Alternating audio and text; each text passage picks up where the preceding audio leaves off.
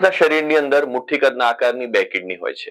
કિડનીનું કામ છે લોહીને સાફ રાખવું, લોહી બનાવવું, હાડકાં મજબૂત રાખવા, શરીરને કામની વસ્તુઓ શરીરમાં રહેવી જોઈએ અને નકામની વસ્તુઓને કાઢી નાખવી.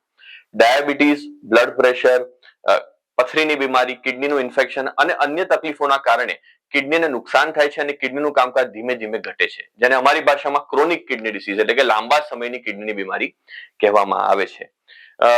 જે વ્યક્તિઓને કિડનીનું કામકાજ ઘણું જ ઓછું છે એમને જીવન જીવવા માટે કૃત્રિમ રીતે લોહીની સફાઈ એટલે કે ડાયાલિસિસનો સહારો લેવો પડે છે. પરંતુ આપણને બનાવનાર એ ખૂબ જ અદ્ભુત છે.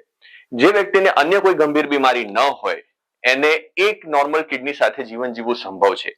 આ સિદ્ધાંતનો ઉપયોગ કરી અને આપણે જે વ્યક્તિને કિડનીની બીમારી હોય એમાં કિડનીનો ટ્રાન્સપ્લાન્ટ કરી અને એને ડાયાલિસિસ મુક્ત જીવન આપી શકીએ છીએ.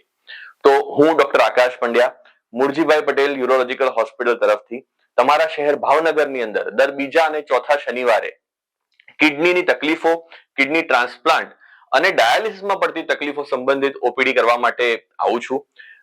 બજરંગદાસ હોસ્પિટલની અંદર દર બીજા અને ચોથા શનિવારે તમને મને અને મારી ટીમને મળવા માટે આમંત્રણ છે અને અમે તમને વેલકમ કરીએ છીએ. નમસ્તે.